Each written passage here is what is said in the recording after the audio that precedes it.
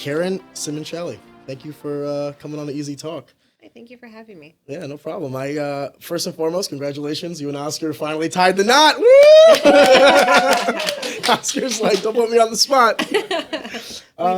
How does that feel? I mean, I'm sure like every emotion is going through you. Finally, like the culmination of all the work with the relationship and all the time spent. It's a lot of good emotions. We had a really great day with that. It's something we talked about already for a couple of years, so it's nothing that was like you killed the romance. I know. I'm sorry, but it's good. You know, we're a really good part of our lives, and I think to be honest, this is both of ours, not our first marriage for both of us, and I think we've both come into our lives where we are with each other, and we kind of like met at a great moment, and you know, we learned and we just have this, we built something great that we want and we know what we want. And, you know, it's our second time around for both of us. And it actually makes it a little bit more bittersweet when you have something to look back on and then something to look forward to. So. When you say bittersweet, look back on and look forward to, does it mean as a constant reminder of the first marriage? No, is we both, I think we both bonded actually, like to get into a little of it. We both bonded in the beginning, I think, where we were coming from. And so we were both looking for the exact same thing because we both left the exact same thing almost. You guys were on the same page for what you were pursuing. Yeah. And so we weren't ever like really rushing anything. We were really relaxed about stuff, but we talked about it for a couple years. So when it actually did happen, that was really cool. Did you guys meet training? How'd you guys meet? Yeah. That was my very first personal trainer. Oh, he said I could do some privates. Yeah, he was. I think I was the one that was like. What was it? The shorts? No, no. I actually was supposed to train with my now boss and who is Jim Cords of the boxing gym, and so I went in there very last minute and I was like, hey, I want to fight, and he's like, hey, well, cool, but I'm also going to throw you to Oscar over here because I need to go, and I saw Oscar and I was like, hola, señor. ¿Dónde está la biblioteca?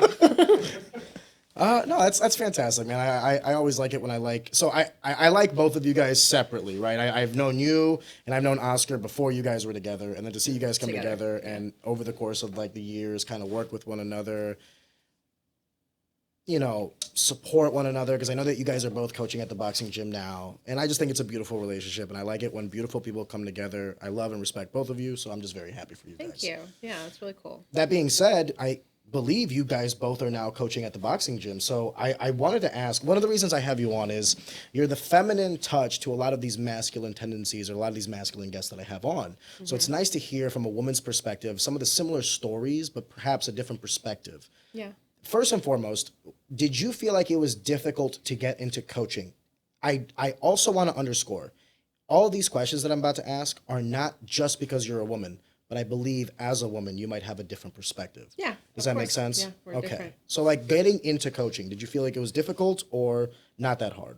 For me, not that hard, because I always like to, like, I see like when people go to learn something and I'm always like observing the person that is now the teacher, and there's just so many times where I'm just like, oh, that if they only explained it this way, if they only did this way, if they only observed them in certain aspects. So I kind of like soak up a lot when I watch people, and then I also incorporate like what I think works and what doesn't. And so when I needed to take over coaching and I jumped into that aspect with him at our gym, I felt it was easier, but I also, there's hiccups on the way. Yeah. As far as like what does work with me, and, you know, and everyone's different. Like what, teaching everyone is a different course depending on who you're talking to. It's not the same for everyone, and I hate when people put a blanket over that. So it wasn't hard. It's something I really wanted, and I've wanted to teach since I was a kid. I actually teach in the mornings. Also, I do special education in the morning. I love teaching in all aspects. I used to be a manager. I used to be a trainer. I used to train all the people in, you know, the restaurants. So that taking over was great, but the fight world is a different story when you're training. How'd you get into special education? I actually I've been in school for a long time. I went to college for a long time ago. I quit about a year away from my bachelor's, year and a half my bachelor's. I'm going online right now, just to finish my bachelor's to get back into teaching. And in the meantime, I'm doing paraprofessional in the morning. And I want to teach history. I'm a big history buff. But my boss, who's a superintendent over at, I shouldn't say that, but I don't like people knowing too much. Yeah, I don't like people knowing too much about my private life. But he's like, hey, was being on a podcast the wrong call. I mean, I like it, but like specifics, I don't know. There's a creep out there sometimes, and I've had creeps, so don't show up at my work. Please don't. So he mentioned, he's like, hey, this might not be what you're looking for, but this is where the money's at. Also, this is actually really rewarding. And so they put me in this program with kids that actually graduated high school already. They have autism, cerebral palsy, Down syndrome. And sometimes they're just, kids that need a little extra help. And we actually transition them from graduating high school to living life on their own. And who knew that these kids need that. They need that. And so it's been a really rewarding experience working with those. And so I get to train people to fight. I get to teach kids how to live. And in other areas, I love just teaching in general. I love explaining to people. For life. Yeah, I love it. When you're teaching these, the youth, I want to be careful how I say this because they're not technically kids, right? They've graduated high school, so I want to say we consider them adults. Young adults. They, in their minds, think they're kids, though. So how have you tackled that? Because that seems like an immense, I don't want to say hurdle, but it seems like a difficult task to undertake because of just the mental adversities presented. How do you tackle that? Working with the kids? Yes. Honestly, at first, my first day, I went in thinking I'm going to work with kids in special education. And then I went home after my first day, after what I observed and how I experienced them. And I even told Oscar, I'm like, I'm never going to talk to them the same ever again. And I went there and I treated them completely different the second day, because I think when we think someone has autism, someone has Down syndrome, someone has cerebral palsy, like, they can't understand me. Let me speak a little louder. Let me use my words more. Let me act animated to get you to understand. They can understand you. They want to be treated normal. And so we treat them normal on a day-to-day basis.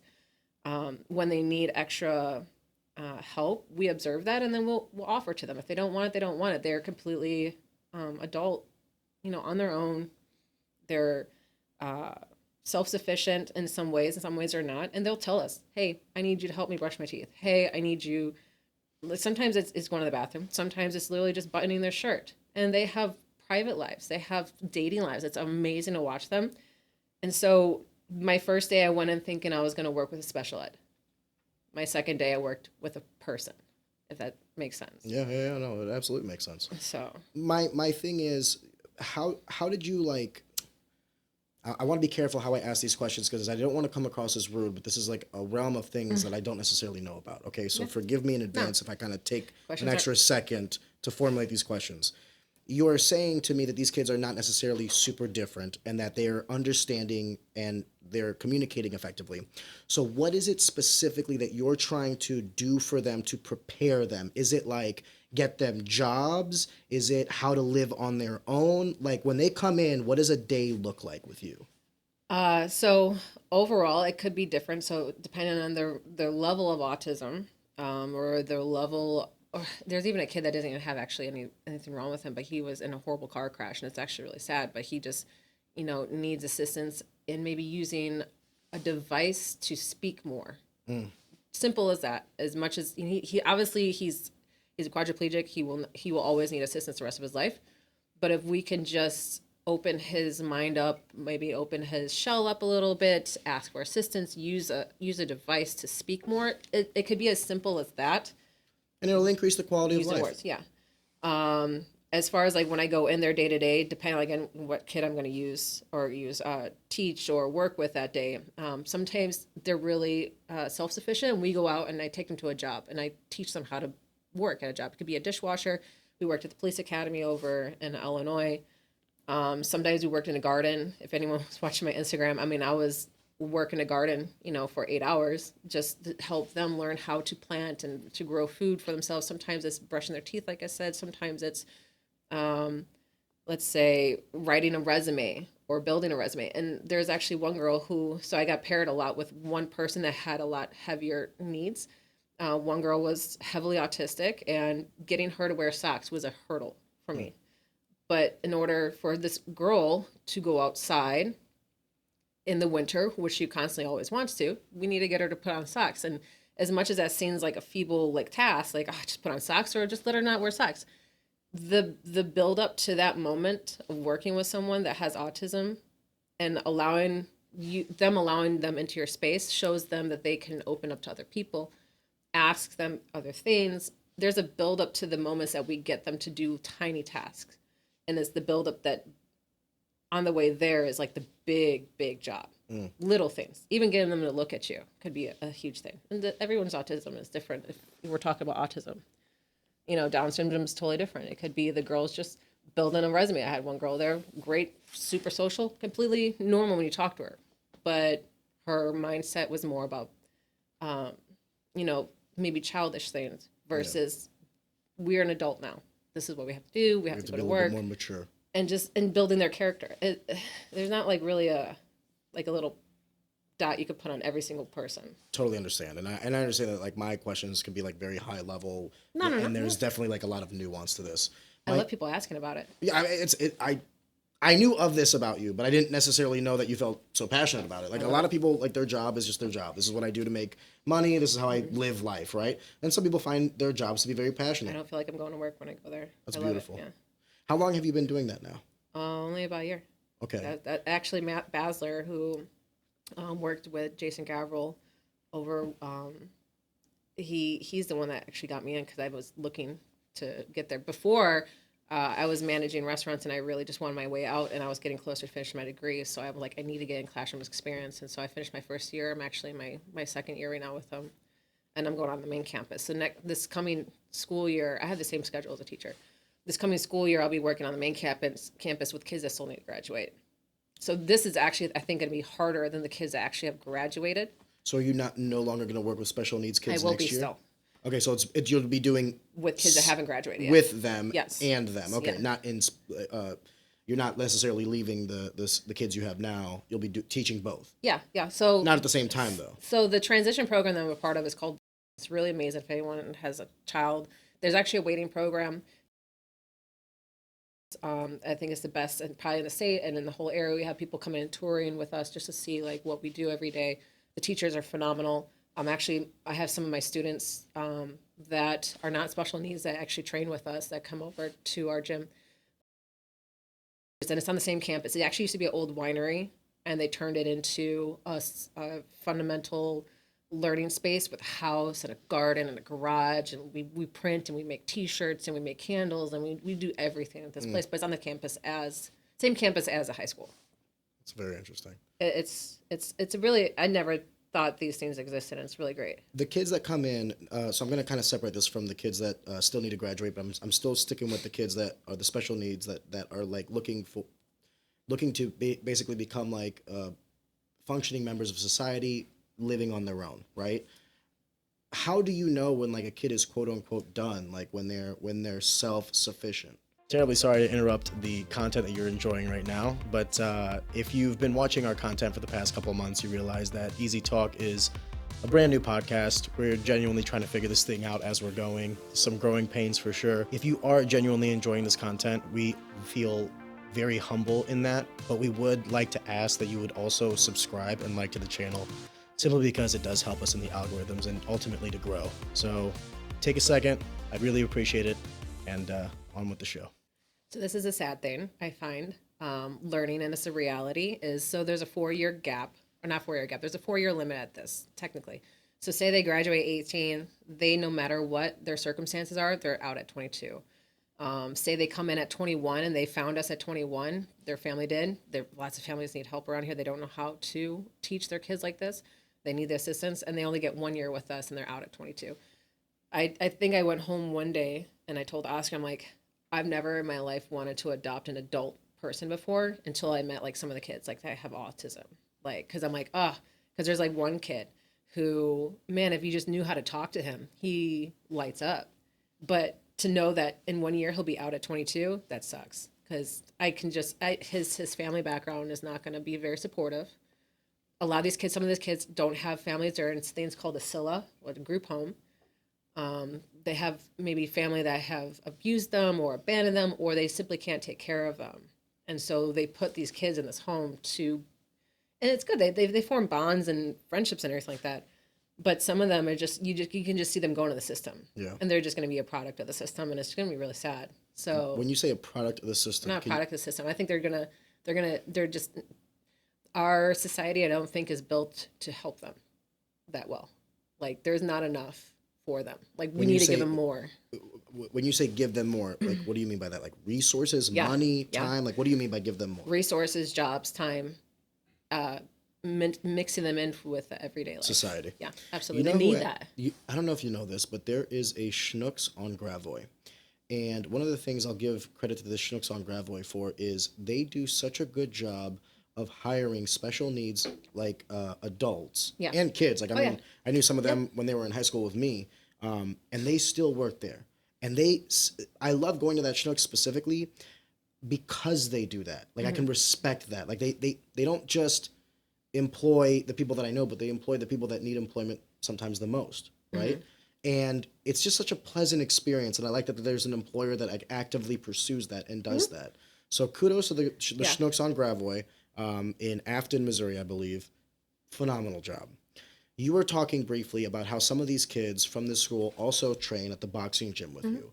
So I'm gonna, if you don't mind, I'm gonna take a step back, and I'm actually gonna transition back to the boxing gym. Yeah. You became a coach there. You're teaching here, and some of the kids are funneling over there. How do you feel as a coach? Your main job is it to coach them in the aspect of combat, or to present them with a myriad of perspectives on life? Because I coach wrestling, and one of the things that I thought about coaching wrestling was I'm just going to come in from the hours of 2:30 to 5. I'm going to teach them single legs, double legs, how to get out, and that'll be it. I think I've probably talked to those kids about everything outside of wrestling more than I've talked about wrestling, right? Yeah. And it seems to me, at least with the children, that I have to be very careful because they're not my kids. So I'm not trying to mold them in my image, so to speak. I find that whenever I'm coaching them, whenever I'm teaching them, I'm asking them questions. I'm not telling them things. But I'm curious to hear how you approach this. I think I treat them like any other kid that comes in my gym. And honestly, one of my bosses actually comes in with them because one of her kids is one of the kids I train. And I don't. They look at me as, hey, it's Miss Karen, blah, blah, blah, blah. At school, they look at me a different way. They're like, I have kids coming up to me like, hey, that's the girl that does the fight club, and they come and ask me and whisper to me like, hey, can I come in? Fight club. That's what they think it is. You're not supposed to talk about it. That's literally the first rule. I have kids. Yeah, they know exactly who I am. It's always the boys like, wow, like they're just amazed, And when they get in there, I treat them the same way, and honestly, I give them a little bit of attention. But everyone that walks in my gym, not my gym, sorry, Jim Core's gym, the boxing gym, but I work there. Everyone that walks in that gym, I don't coddle. I don't want to, I don't lift them up. I don't baby them or give them special treatment. And when they, I guess, if there's a point where there's a life lesson that needs to be learned because of the way that they apply themselves in the gym, then I'll mention it. Especially when someone wants to give like, there's a teenage kid that comes in, I want to fight. I'm like, okay, let's see what are you going to give me? Like, what kind of effort are you going to give? We'll talk then. And if they get like an attitude with each other, like sometimes they get tiffy and they get emotional with each other. Like I had one kid the other day brought his other friend in and he said, if he hits me in the face on accident one more time, I'm going to punch him in the face. I'm like, oh, no, not here. Like, this is not what we're doing. And this is martial arts. You're going to learn some respect, and if someone hits you, that's not on purpose, but that's not how we're going to react here. And if you do that, then I'm not going to allow that here. And then I just leave it and I go. So it's not for everybody. Yeah. I do see a lot of the parents let us teach their kids, but I leave it to a minimum. Like I have one girl I personally train kickboxing, and I talked to her about school, but as far as like the morals of life, no. I had one mother come up to me after a practice, and she was like, "You're going too hard on the kids. Like you're too rough on them." And I just, what were you doing? A normal wrestling class. You know what I mean? I cannot express that But enough. You weren't like no being super sweet, like, because that's what they want half the time. No, you know what it was more than anything? I was just annoyed because I'm like, I'll be frank with you. I was like, bitch, what do you know? Get out of my face. I asked her, I was very polite. I was like, ma'am, with all due respect, like, how many years of combative experience do you have? Yeah. And she looked at me like, what do you mean? I was like, I have 16 years of experience. I have been doing this for longer in my life than I haven't. Yeah. Or How that many you've years of had experience do children. you have? 0. I was like, I'll tell you what. Asking you to have 16 years of experience, unreasonable. When you get to 5, then you can step on the mats and talk about how I run practice. Until then, ma'am, I don't want to hear from you. Yeah. I don't want to hear from you. Yeah. I'm sorry. You don't know what you're talking about. I don't come into somebody else's job Yeah. just based on what I'm viewing and then try to like extrapolate whether or not they're doing a good job or not. It's not my expertise. It's not my forte. I'm good. I won't make a comment. Now, will I have, ideas of possibly like, maybe that's okay. That's one thing. But to actually voice my opinion to this person, it's not my job. I don't care. No, yeah. And the argument can be made, well, that's their kids. Yeah, well, they signed their kids up for this to be coached by people that know how to do this. Give me the respect that I think I've developed over the years and years, my body of work. Yeah. Give me the respect I think I deserve, and let me teach your kid. Let me coach your kid. I feel like I have seen that a little bit more so. I see people that they hand off their parenting problems. Oh my God, yeah. That's their parenting problem. It's I don't know how to go teach my kids some discipline. Okay, well, I got you. Why didn't you? They're 16. But How do they not know they're discipline gonna by now? fucking respect me then more than they respect you, probably. Well, no, but it's also like an outsourcing of parenting, which I would say is your number one job. The number one job I have is not any of the things that I work on. It is being a father. And I will never, I said this to Jake Roberts because Jake was like, well, what if they have like a coach that like teaches them some things better than you? I was like, good. I don't care. My main job as a father is to produce a healthy adult for the next generation. If they learn everything from me or they don't, I don't care as long as the end result is the best possible adult to take on the world. Whether it's all from me or not, I don't care. But what I will not do is outsource that responsibility and not put forth any effort on my end. That's not what I'm going to do. I think too many people do that. Well, too many people are lazy. Yeah. They're lazy. They don't know how to have a confrontation or a conflict with their child or any type of adversity. That's hilarious to me. They Conflict don't. with your They child? don't. There is no It conflict it with is a children. conflict This to is the them, way though, it because is. they don't know how to talk to them. Yes. It's I say this to my wife. I say, I love my daughter. I love my daughter more than I love myself. She is not my friend. I am her father. Yeah. Until she turns about 20, 21, then we can begin the relationship of friendship. Yeah. It's hard. I was afraid of my dad's wrath up until the age of like 18. Like my dad was like this monumental figure. I was never like, yo, what up, dad? I was never like that. You know what I mean? Oh, if I call my dad dude, oh. Yeah. Now, you should hear how I talk to my dad. But my father now is my best friend. He's the one that I confide the most to. My father is truly my best friend. But he was never my best friend when I was 13. He was my dad. Yeah. I gave him the respect he deserved and honestly required. Does that mean that we didn't have confrontations? Of course we did. But did I ever have confrontations because I assumed that I was on his level or that we were negotiating or that this was somehow like, Dad, you're being unfair? No, there was none of that when I was young. Was I still rambunctious and getting into trouble? Of course, I was a kid. I'm gonna experience life and I'm gonna mess up. But I never sought confrontation with my father because I was afraid of his wrath. And some people might think like, well, Arion, like that's not a good way to live. I would make the argument that I'm such a functioning member of society that that's the exact way you should raise men. I don't know about women. I'm still learning that in real time myself. But for me and my brother, that shit worked out beautifully. Yeah. I actually grew up, I thought I had strict parents until I was an adult. And you saw other parents? Well, I had strict parents, but when you say strict, in what respect? Like discipline, or like they were strict about stupid things, like you can't watch this TV show or something like that? Because I know some parents that like kind of stunted their kids being too strict.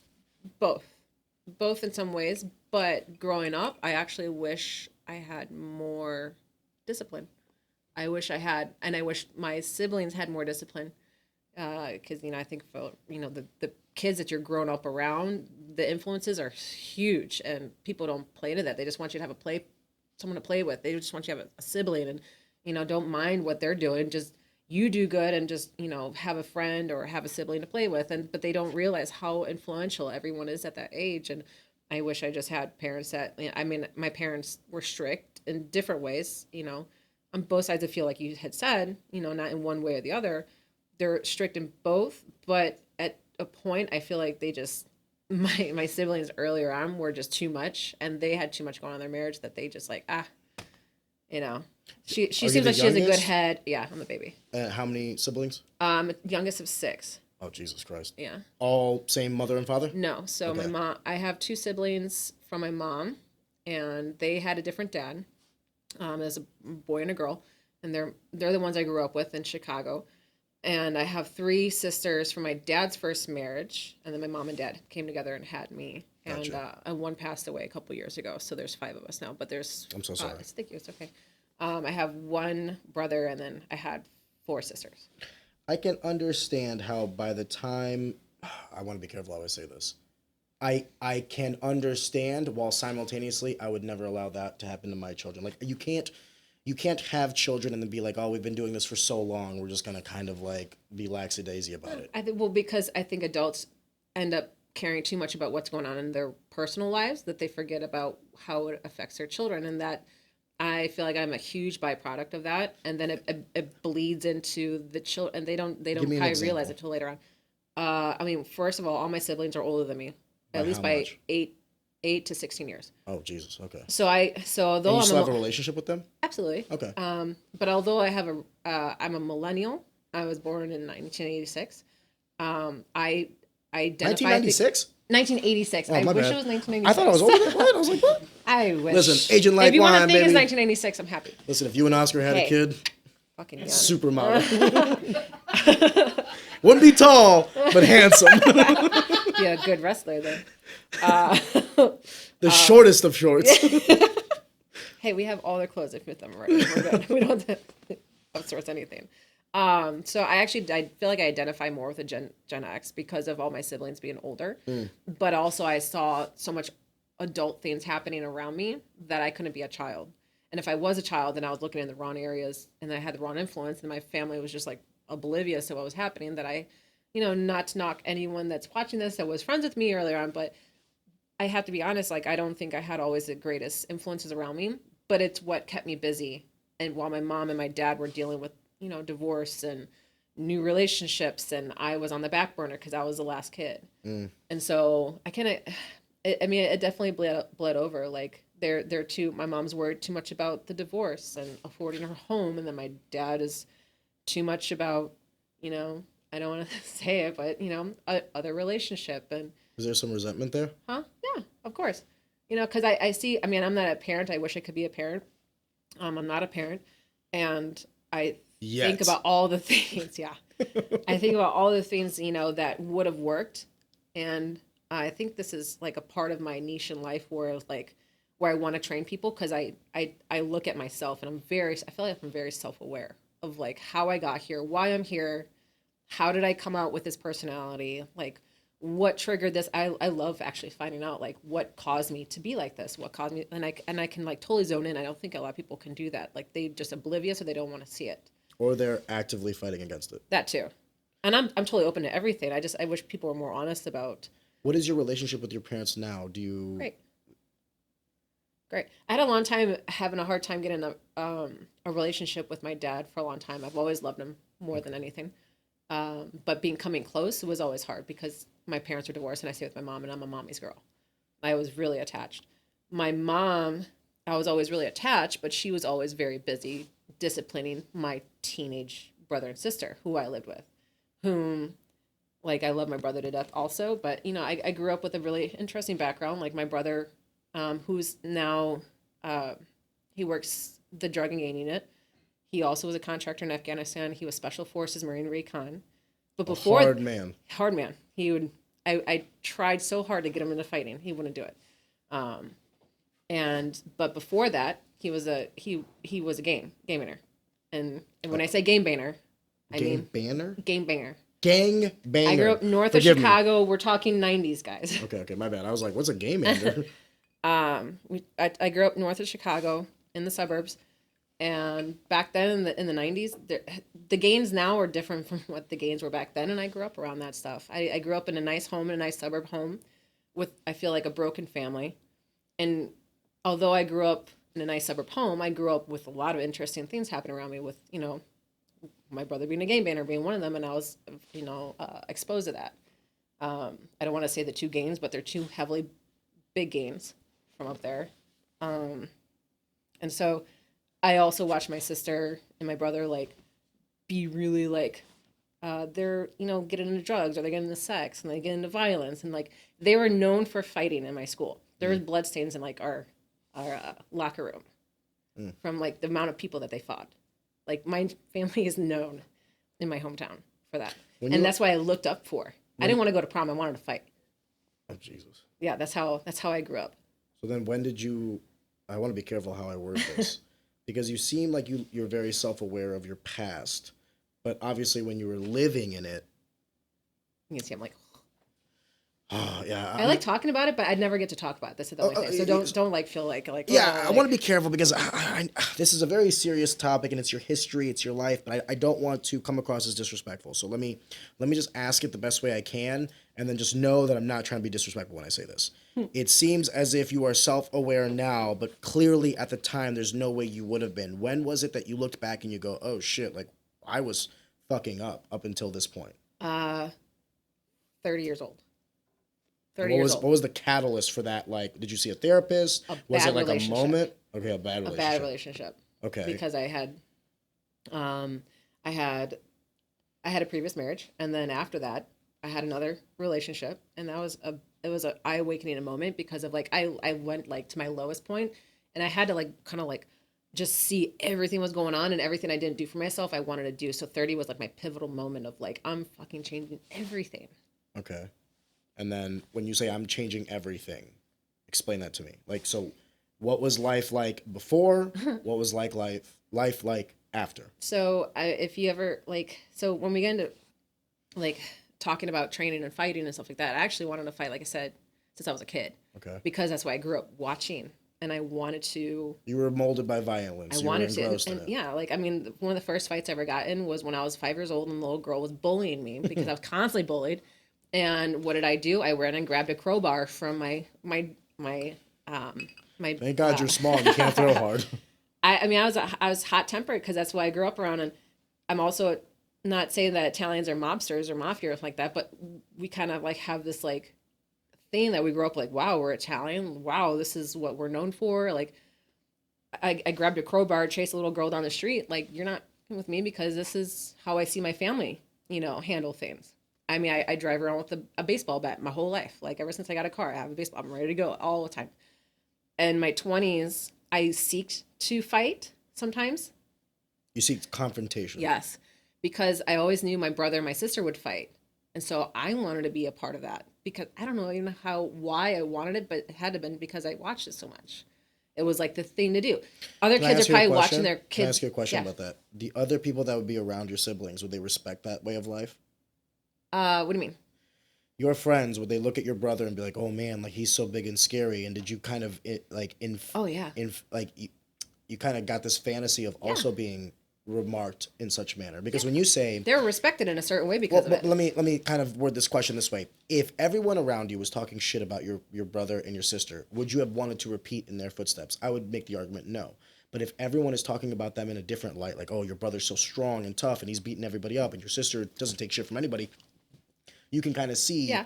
And then you want to be like, I want to be like my brother. I want to be like my sister. So it's not necessarily, if I may, I don't think it's the conflict that you chased. It was being like them, and conflict was the vehicle. Probably. My brother was, he should have had a scholarship to college for wrestling. He was number 2 in state in Illinois. He was amazing. That's probably one of the reasons why I actually came natural to wanting to grapple with people because I did it with him.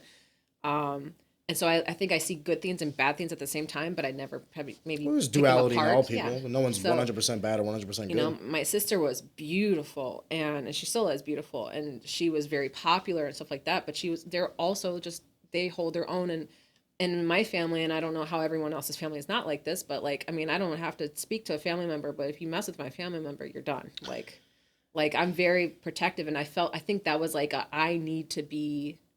This person. I'm gonna ask you a question, and I don't want this to feel like a therapy session, but do you feel like because of the age gap and the absence of your parents, you looked at your brother and sister more as the mother and father, and you were trying to follow in their footsteps? Yeah, I mean, my mom was always at work. She was always on vacations and stuff like that. Not vacations. She was always traveling for work, and then my dad was always doing his thing. And my dad is a cop, by the way. My dad was a police chief. He was a detective. He was a deputy chief of police. My brother, like, of course, became a cop. After gangbanging? Yeah, after gaming. That's why he's so good at it. He's a badass. Takes one to know one. My dad's a fucking badass. I would actually spend a lot of time with my dad at the police department. I would fucking see criminals. I remember one of them pulled me into when he showed me the guys like in the jail cell. Like, I remember one of them like pulled me into like the freaking jail cell.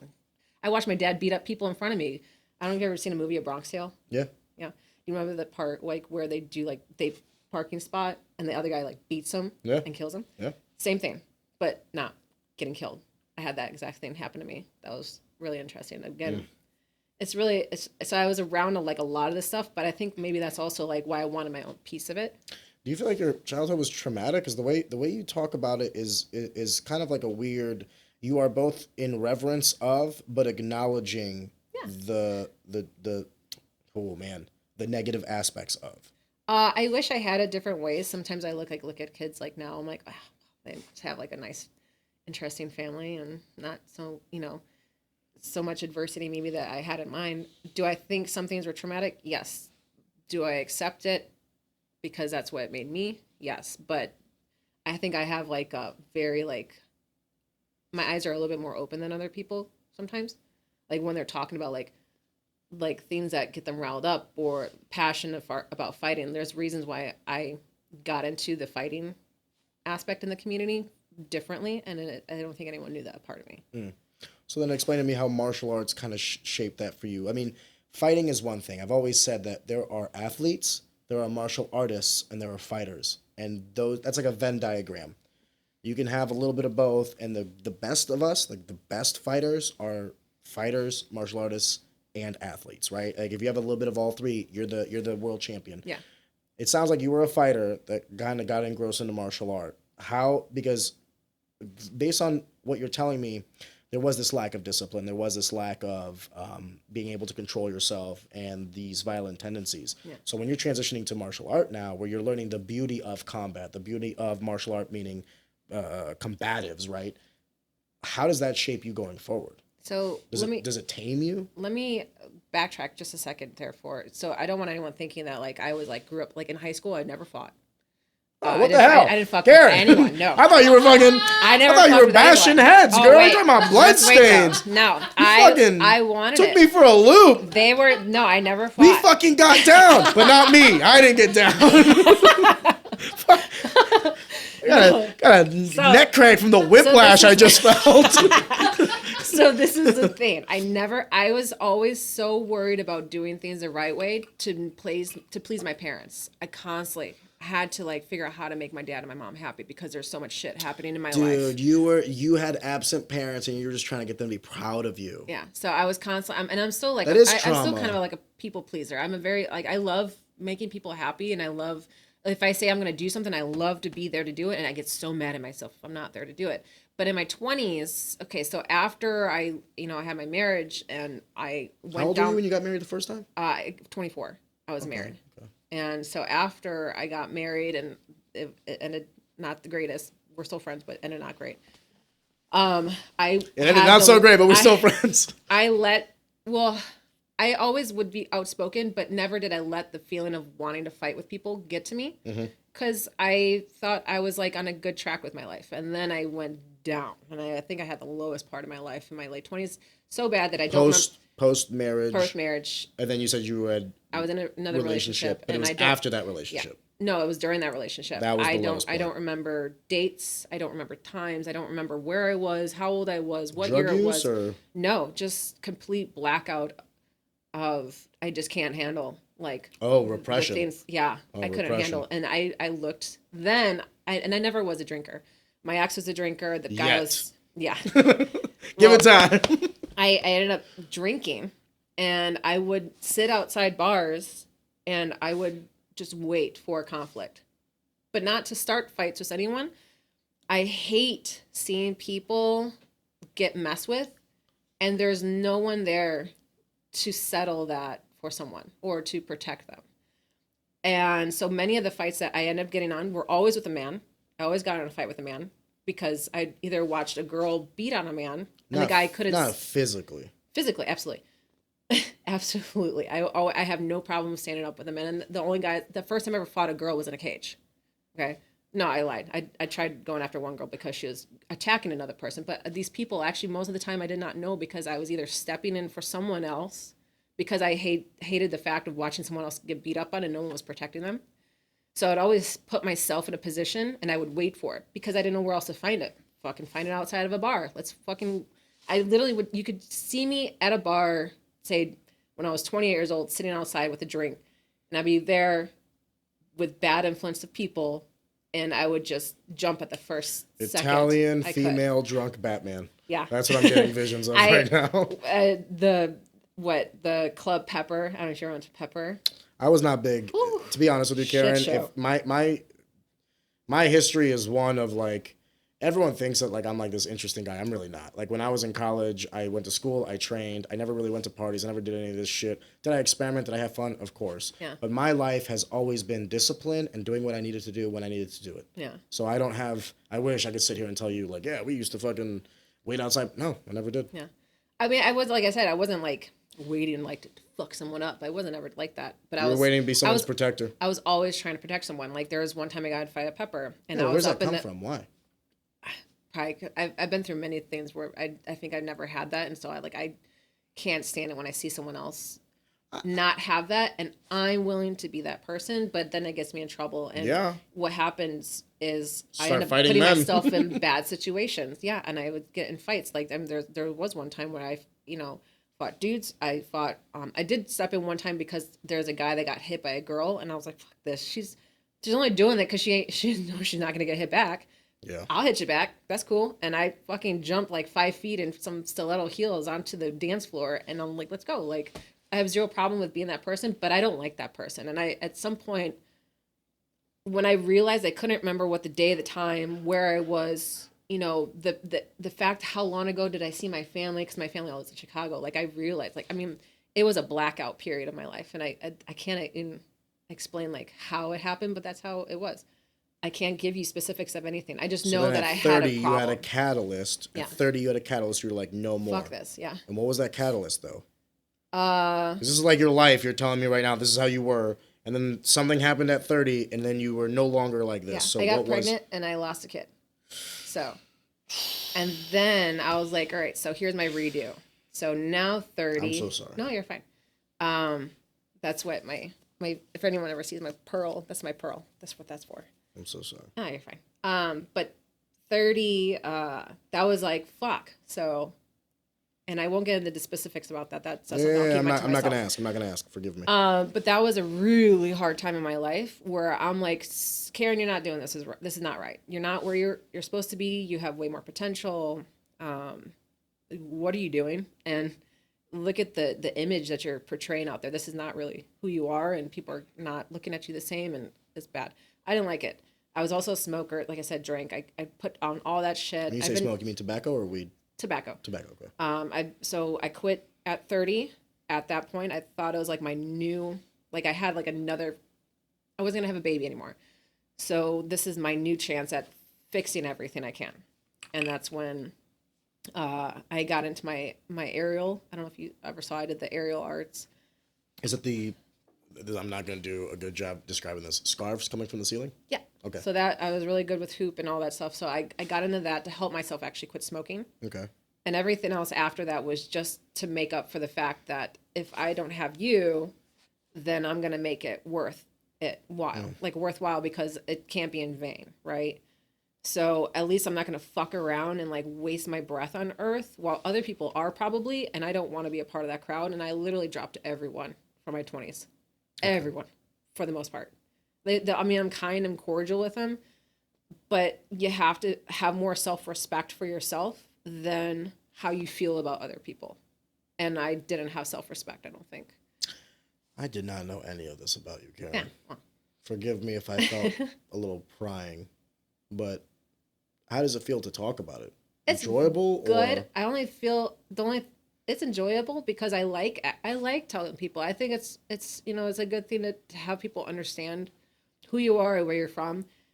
At the same point, I'm also coming to a part of my life where I really don't give a fuck what you think about me. Yeah, I hope that happens for everyone. Like, fuck off. Like, you're not paying my bills. You're not going to be there in my grave with me. So, you know, at some point I can't care too much, but I do like people understanding more, because I actually do think a lot of people have a different viewpoint of me, but because I'm not up everyone's ass also.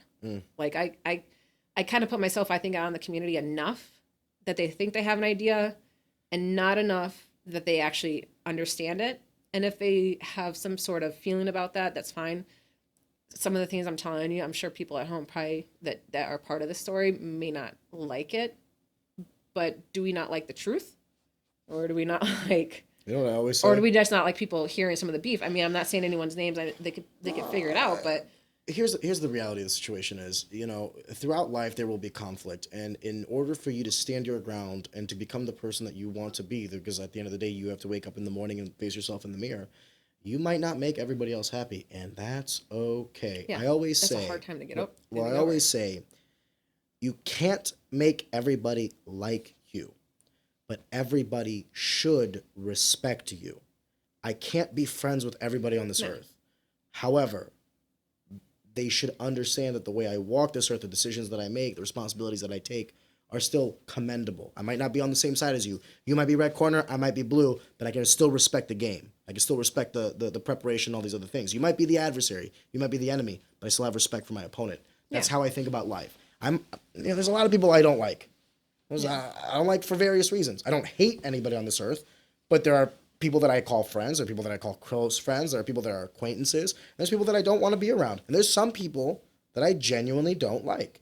Even those people, I can still find commendable qualities about them that I respect. You know what I mean? That's why actually a lot of people have a hard time hearing that I have a good relationship with my ex. Like, oh my God, how can you be friends with them? What do you mean? Like, you must be fucking them, or you must be like what is it? Like, and I'm like, no, not at all. Like, you're talking about your ex-husband? My ex-husband. Okay, like, okay. Why? Like, yeah, we didn't have a good ending, but he is a good person, I think, and he has some things to work on, and I had things to work on, and we didn't make a good, like... Well, you guys also got married and then, separated. It's not like, you know... It's not, but I don't understand, like, people have to hate people, and they can't, like, have it in between. Like, it's cool. I think that's a coping mechanism. I think what we describe as hate is active aggression, because we don't want to look within and possibly see, like... Every relationship is not necessarily 50-50, but there's two parts to every coin, right? So it's like, even if someone did 99% wrong to you, there's that 1% that you were in there for as well. That's why. So there's always two aspects of a relationship. So like, I often say, like, how often do you hear when a breakup happens, like the guy or the girl badmouths this individual, right? See, I don't like that. That's a red flag to me. This, that. I don't like it either. You want to know why? Because two things can't be true. Either you're an idiot because this person is all the things that you're saying they are. They're a cheater, they're a liar, all these things, you know what I mean? Or you knew and you didn't care at the time. It's like one of the two. Either you knew or you didn't know. Yeah. And either you knew and were an idiot, or you didn't know and you were an idiot. Either way, because you were in a relationship with this person, there were qualities, whatever those qualities were. Maybe it was like, physical affection. Maybe it was intelligence, what have you. There were qualities about that person that drew you to them, made you get in a relationship with them. And if it falls apart, you still have to acknowledge that whatever good you saw in them is what brought you to them. Whenever I hear people bad-mouthing individuals that they were in a relationship with, I don't think they understand how dumb it makes them sound. It's like, okay, yeah, maybe he's this, maybe he's that. You were the one sleeping with him, girl. Or vice versa with the guys. How many times she was this, she was that. Yeah, my dude, but you were the one pursuing her. So what does that say about you? Self-reflection is for a mature person. Fair. And I don't think people want to self-reflect, and I don't think people want to blame themselves ever. And I'm very willing to be like, I am not a good person. Hence the reason why I fucking turned my life around. I feel like, in some ways and others. You can't say that at the time, though, because it's not the cumulative work of your life. You can say that this point of my life, I wasn't. But you weren't. But I'm willing to say, hey, did I do something wrong? Absolutely. Hey, should I have done something better? Absolutely. Is there something that I did that also fed into the thing that I didn't like coming from, say, a partner? Absolutely. There's some things like that, and I'm willing to talk about that. I think some people are very... They can't accept criticism of themselves in any shape or form. I know one girl... where criticism literally breaks her mind. Yeah, that's weakness to me. Absolute weakness. Mental weakness, and you have to, like, open your mind and accept it. How else do you grow? Otherwise, you're just gonna be surrounded by people that feed you lies. I think there's a paradigm in this in which everyone has an opinion of you, but it's like, okay, let me give you an example. Everyone has an opinion of you, but the opinions that will actually factor into like who you are or like how you navigate this world are only from the people you respect, right? If I walk into any gym, half the people might like me, half the people might hate me. But maybe one or two of them I've actually trained with might actually know me. Actually, know you. Yeah. Yeah, those are the opinions I actually respect because they have nuance and detail into my life. So a lot of times we get lost in everyone wants to give you feedback and opinions. And I wouldn't make the argument that you should listen to people. Yeah. I often say don't listen to anybody outside of your small circle. And this is why you need good friends. Not a lot of them. 2 or 3 is enough. Give me 2 or 3 good friends that are ride or dies. You could take over the world. Yeah. I don't need 100. I need 2 or 3. And those 2 or 3, if I sit down with them and they say, Arion, not a good call, man. Ooh, that one stings because then I trust and I love their opinion of me because I trust and love them. So that one stings more.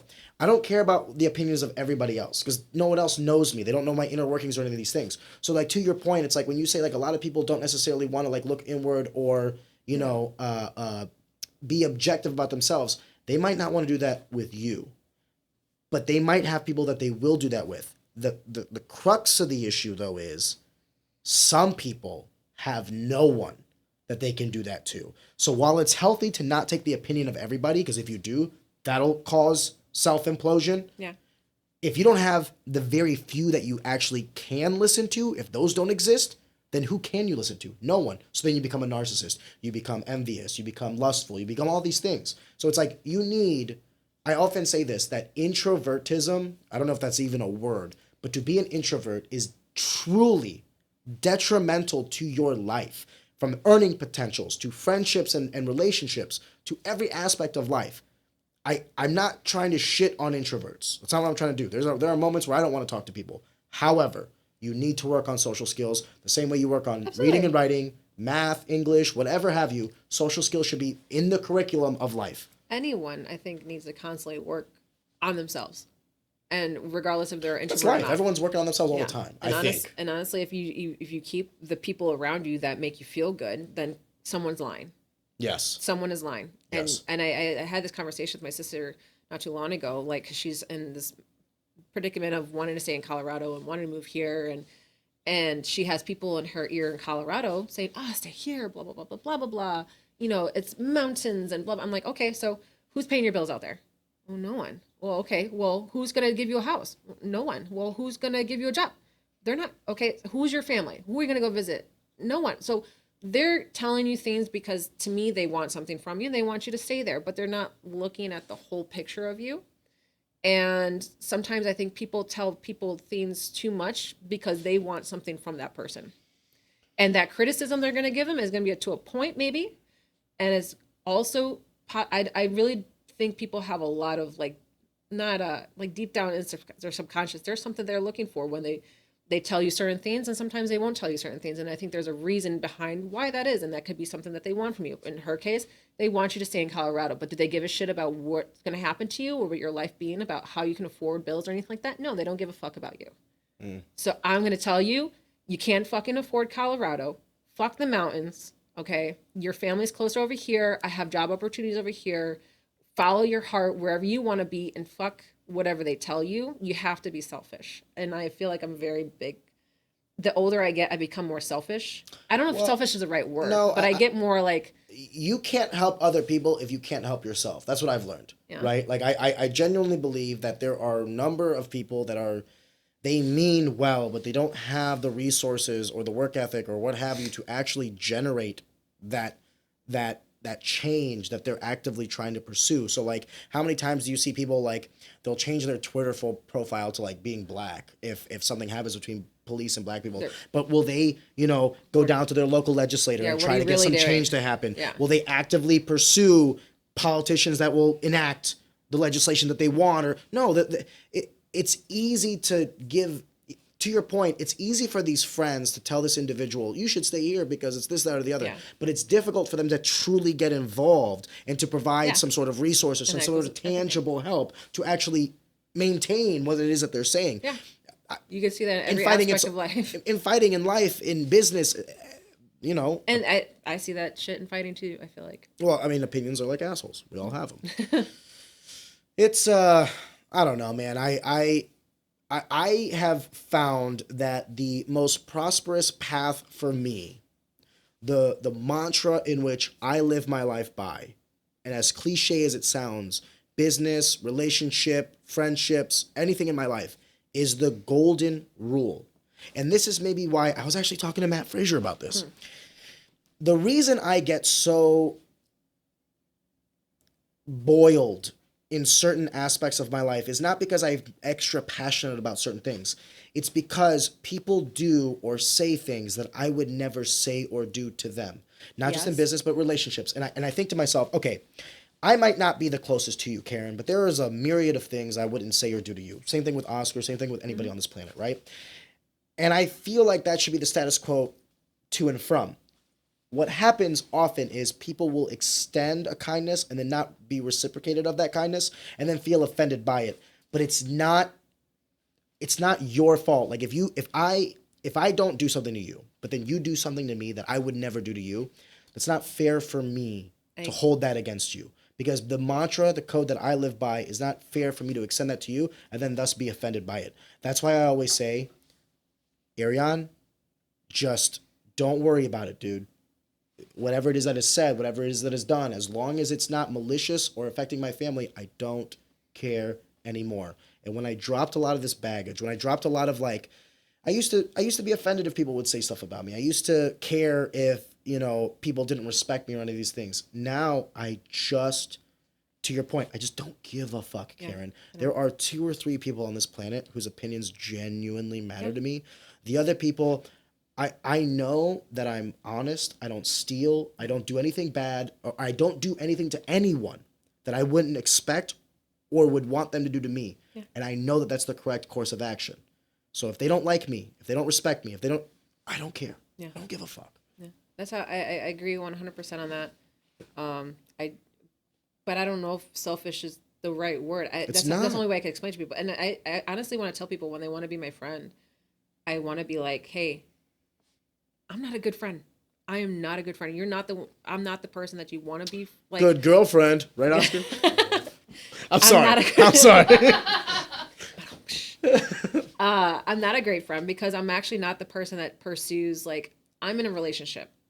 There's a lot of people that want to be your friend and they want to go drinking and do this and blah, blah, blah, blah, blah. If they're 24. Yeah, or if they're single. And I don't like acting like I'm single. I feel like there's certain places where I should be, or there's places where I want to spend my time. I'm not a great friend where I'm just going to be like, I'm going to give you all my time. I'm going to text you and talk to you and do this with you and go shopping with you. That's not how I am. And some people I feel like I become a people pleaser when I get nervous having a new friend because they expect something out of me.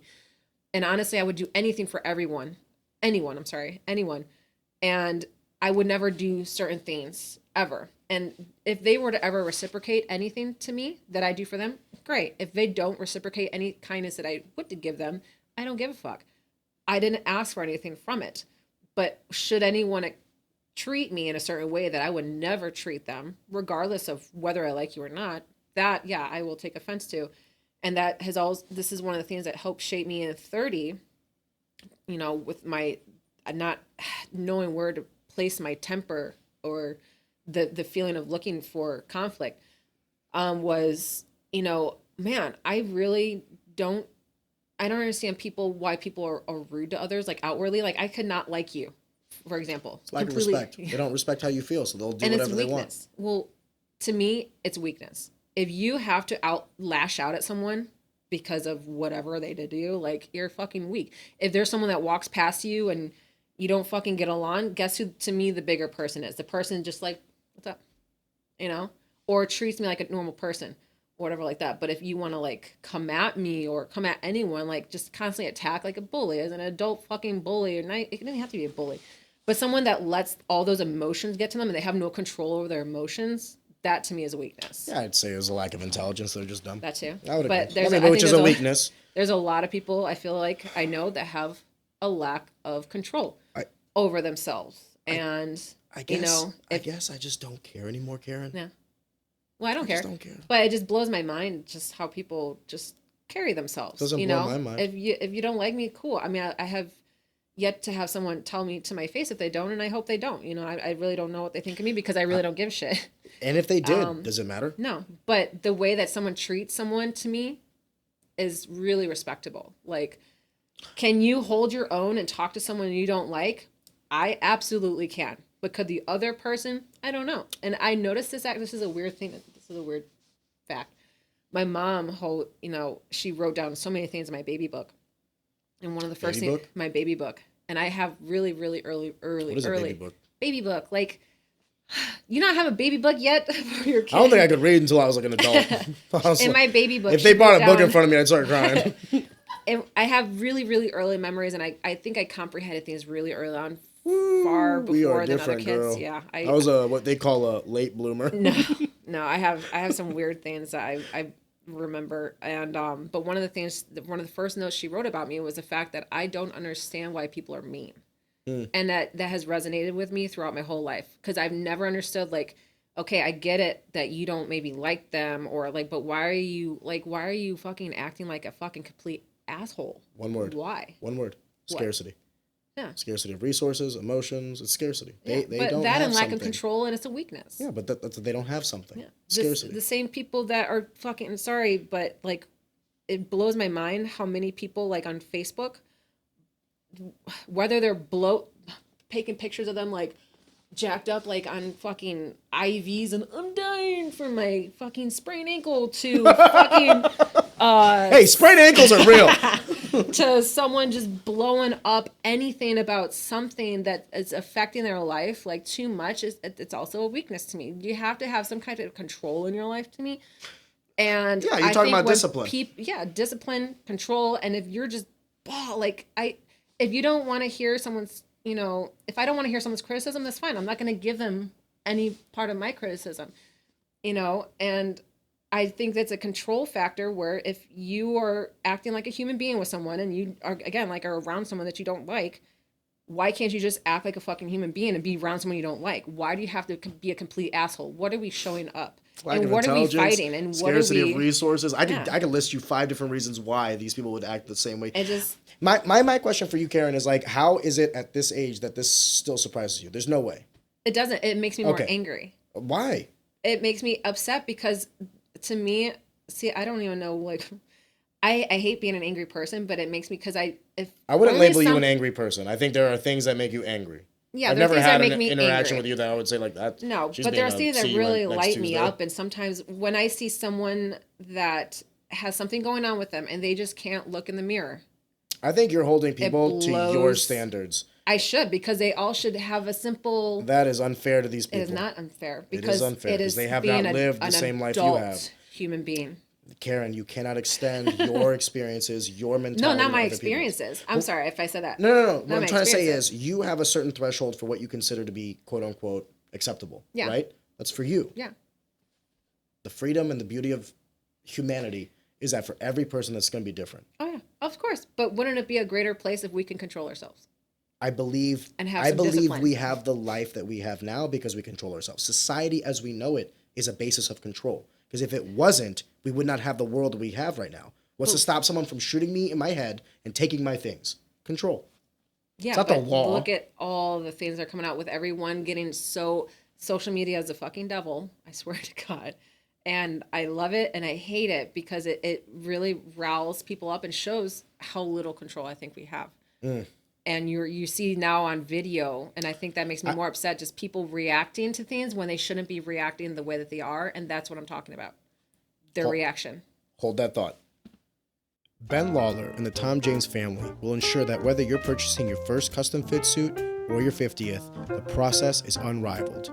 With the experience and quality of the Tom James name, allow Ben Lawler to help shape the vision that is your professional brand with a suit that speaks to the conviction in their craft.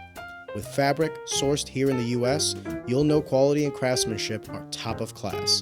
Like a sculptor examines wet clay before creating a masterpiece, Ben Lawler will walk you through the process of selection, measuring, and stitching to ensure your finished product is a work of art. Putting your trust in Ben is a guarantee that your brand will elevate to the next level. And always remember, you don't get a second chance at a first impression. I would agree that social media has certain negative aspects. It has some positive, some negative. I would go as far as to say that I don't think anyone should be using social media until they're 18, until they're at least somewhat developed cranially. I would also say that you know, by proxy of being an American citizen, you have certain freedoms to you, and one of them is the freedom of speech. So I don't necessarily want to like inhibit or limit anybody's ability to speak. And unfortunately, now with the digital revolution, that is also online, right? To that respect, though, it goes back to what I was saying, Karen, of like who cares? Yeah. Like people say shit all the time. Who cares? Does it affect you? Like, does it affect your life? Yeah. It's a real question. Like, what people say about you, does it affect you or your life? No, as long as they don't in this day and age where you can take social media and use that as a weapon against someone. I agree with canceling being fucked up. Yeah, so that sucks regardless, but that doesn't mean that the people behind that are right or wrong. And again, if they are canceling, now you're just taking out say speech or criticism that you probably don't want. And I think just social media just amplifies everything. If I may, the problem with canceling is not that it is bringing to light things that are said. It is the ability to like archive history. Like imagine you say something when you're 25, some egregious shit. Yeah. You're out, make a tweet, and someone holds that to the fire a decade later when you're 35. Is that fair? No. I would make the argument no. I think people grow. I think people change. Yeah, absolutely. The whole problem that I have with canceling is not holding people to account for the things that they say or do. Because if it was like 6 months ago and some guy was saying some egregious shit, I'm going to hold that against you, right? The problem is that there can't be two things right at the same time. Either you have to be concrete in your thought or you're human and you change. If you're concrete in your thought, that means the shit that you said 10 years ago still stands true today. Is that true? No. People change. So then should we be taking into account the things said 10 years ago? I would say no. No. And sometimes that's hard because some shit that people say and do is really egregious. I'll give you a prime example. If someone sat there and said a hard R 10 years ago in a tweet, and then today they're like, I'm so sorry, like, this is unacceptable, I regret my choice of words. I would be like, hey man, not cool, but that was a decade ago. Vice versa. If someone touched, like if an adult touched a little girl and was like, oh man, when I was 25, I made a huge mistake with this 13-year-old. I've learned the error of my ways. Personally, for me, you're cut. Yeah. You're cut forever. I agree with that. So I'm a hypocrite of my own words because there are still things that I would hold someone accountable to. However, you have standards. I would say that there is a Boundaries. fine number of very nuanced things where that is. Murder, pedophilia, egregious use of fraud. Like if you frauded someone, stole money from them a decade ago, unless you paid that money back, I don't want to fucking talk to you. Yeah. Right? These are my metrics. But a lot of people, let's be honest, a lot of people are using the canceling for things that make them uncomfortable. We don't want things that make us uncomfortable. Going back to the same thing, we don't want to hear criticisms about ourselves, and people aren't self-aware. Looking in the mirror. The mirror is social media, I think, and a lot of people don't want it. So although I agree with you, I think people use it in other forms, and it's to cancel out things that don't make their life comfortable. They want to be surrounded by people that think the same way. Well, echo chambers is human history. I mean, we've all banded with like-minded individuals. The only problem is that the echo chambers used to be small, right? Like, and we've had better communications. We've had communication. We haven't had tweeting and back and forth banter on Facebook between stupid, idiotic I would reasons. make the argument that communication has never been better. The problem is that, I said this before, I'll say it again. The technological revolution that we've experienced in real time in our lives, because like we went from the rotary phone to a cell phone in the process of a decade, right? Or 15 years. The access to information, the access to all this data and all this, influx of information coming in, it has not made people smarter. It's just made them more aware. And making people more aware but not more intelligent is a Or questionable too. Make them more questionable of what's right and what's wrong and what's real and what's not real, because they don't know who to believe, and therefore they're going to believe the popular or yeah, but who all their that friends is are. all that is perspective, and that's what I'm trying to get to. Is like, you know, you see something and it's like a guy. It's that age old adage where like it's the news companies, like there's a guy chasing another guy with a knife, right? But it's like the perspective of what they're showing. It looks like it's the other way around. Right and wrong are up for interpretation based on the nuance of an individual case.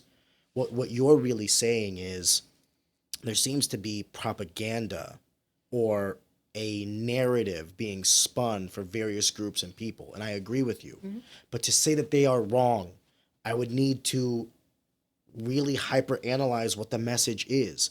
If someone says, you know, the NRA is a terrorist group, the National Rifle Association is a terrorist group, they are not 100% incorrect, but that's a hyperbolic statement, right? They have provided firearms. They have provided firearms to terrorist groups. So are they a terrorist group?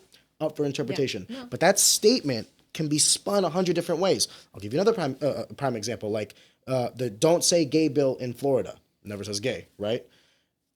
If you're a homosexual, you can look at that and say, like, they are actively attacking my history and my way of life. And if you're a conservative, you can say, like, this is greater for society and for my children.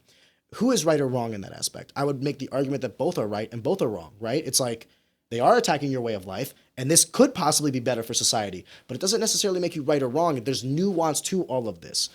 The problem with this is it's not the information, it's the speed of life. I said this before and I'll say it again. People don't have the time to become learned on these topics. They're spending 8 hours a day working, 4 hours a day after that, like, you know, being parents or like working on maybe a side hustle or something. They have to spend 8 hours sleeping. The other 4 hours they want to spend with leisure. They actually want to live life. They don't want to just be workhorses all day. So then where do they have the time to become learned about, you know, the news and what's going on? And they don't. So what they'll do is they'll flip on their phones. They'll get on social media, read an article like, you know, Joe Biden did this or Donald Trump did that or the schools are doing this or all that. It's never been easier to be led astray or to be fed a narrative. But I can't stress that it's not the narratives that are the problem. It's the education and the time of people. They are less educated by every metric that can measure it. We are less educated. We are dumber. This is the dumbest society America has produced since like 1940. And we don't have the time to be learned on all of these things that we're constantly being bombarded with. So what have you, other than a propagated ignorant populace. Yeah, but that also ties into the fact that what is propagated is our reaction to hearing all this information. And how do we react? A lot of them end up not wanting to hear the other side. They don't want to have the conversation because it brings up hard topics. They can't. And that's the cancellation. And that's a reaction. Say I get in a fight with someone in person. That's my reaction. That's it's an uncontrolled reaction. They can't have the conversation, Karen, because they don't know the nuance. They can't have the conversation because you might be someone who actually looks into a various thing. Let's just say, I don't know what it is. If you're interacting with the individual that I just described, the person who's spending too much time working and life and all this other stuff and doesn't have the capacity to actually engage with the nuance of the information that they're ingesting, how can they have a conversation? They don't know what the fuck they're talking about. Does it make them wrong? Yes, to believe something and not know why you believe it, or to never question your dogma, or to never ask, you know, where this information was coming from, or why am I so fervent in my thoughts? Yes, there's no, in the year of our Lord, 2024, there is no excuse for ignorance because you have so much information available to you. But this newer generation does not understand, I don't think, research. I don't think it's the newer generation. I think it's our generation and the older people. And yeah. When I look on social media, yes. I don't see 18-year-olds fighting. I see 50-year-olds fighting. I see both. But in part with that, I see young kids believing whatever they see and whoever they want to believe because that is the peer pressure. Not even peer pressure, but it's the cool thing. And you have to remember being that age and you don't look too far aside from what you really like, and I think the masses part. have power. I think Our people fall problem- in line because they don't want to, combat the what they believe to be the majority. Yeah. And people that do know better, those that don't have these conversations or look at research, I think that they are purposely doing themselves a misfortune, or not a misfortune, but they're a disservice to themselves and to the whole nation and to everyone that is coming before us, because sometimes I think people don't want to say the truth because it doesn't fit what their narrative is. So you have people that are looking at this information, and you could have credible sources, but they choose purposely not to read into it and have a conversation about those things. So we could have a conversation in form on Facebook or on Twitter and stuff like that, but Karen, it's only going to go so far because we choose not to go there. My response to you would be, what is the truth? What is a credible resource? What is all these other things? Because Well, we have to have a conversation to get there, right? If you ask the people that you are, let's pick a topic. Let's say the low-hanging fruit is Republican and Democrat, right? That's the easiest one, red versus blue.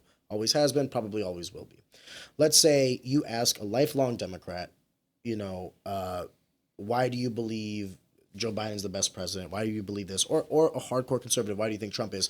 They will spout out to you what they believe is credible, what they believe is quote-unquote the truth. And their sources, with the echo chambers, exactly. Yes. So who's right and who's wrong? Now, there is objective reality. Have conversations. Well, objective reality is without partisanship. It is truth in the sense of this is why STEM is so fucking important, because it doesn't have room for emotion or any of the bullshit.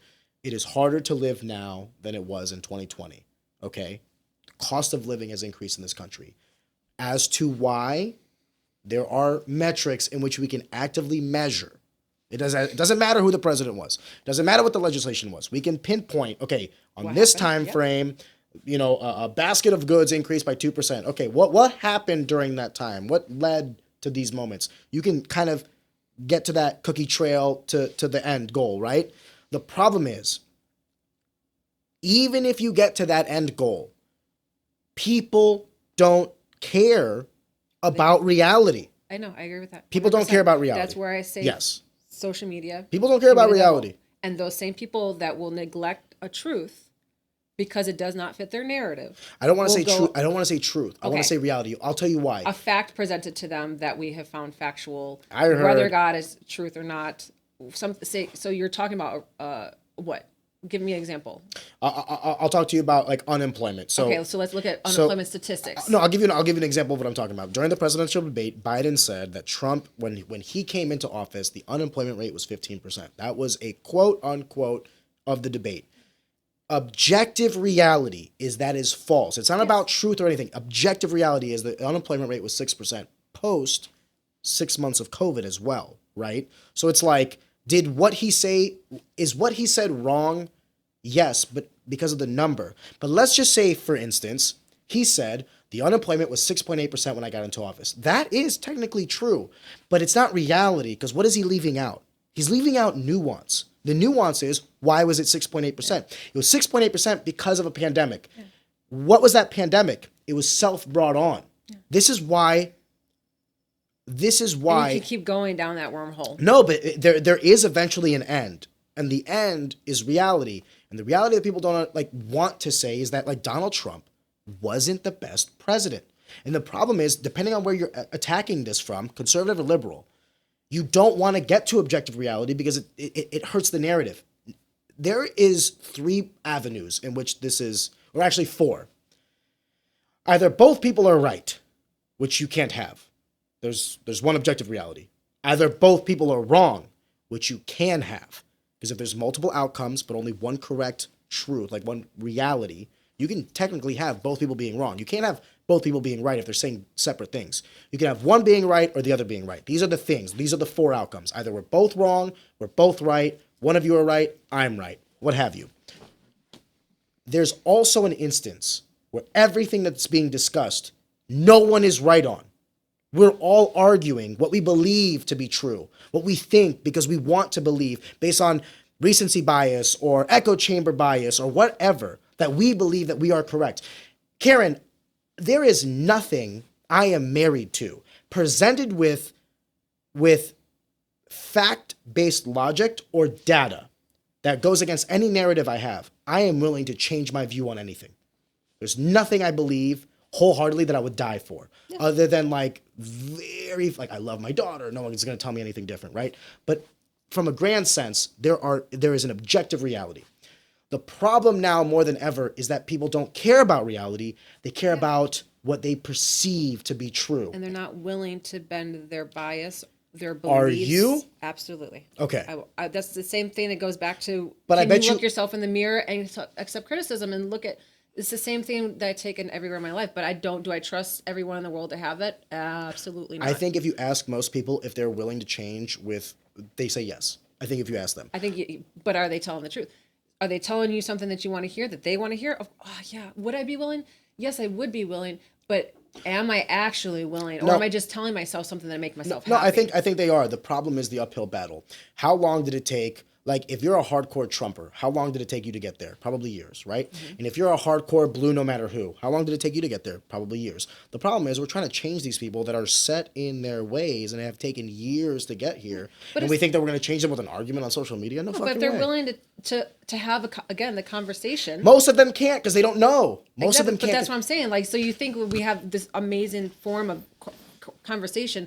It is a butchered form of conversation that we have now in this day and age. I feel like it is completely butchered. It is completely subjective. It is completely just taken all over the place and propagandized, and everything is not. As if we had no social media and say we had the same tools though to look at statistics and to have these conversations in person, say how we are having a conversation, that's great. But now we can just look at one clip of someone's comments and that is their argument. And Karen, it's always been the case. The only problem is now anybody can propagate. It used to be in like the 1960s, 1970s. Dangerous. You would listen to mainstream media. Like, there was 2 news sources, right? And whatever it was that the message of the day, whether it was, to do this or that, it was easier to propagate your story.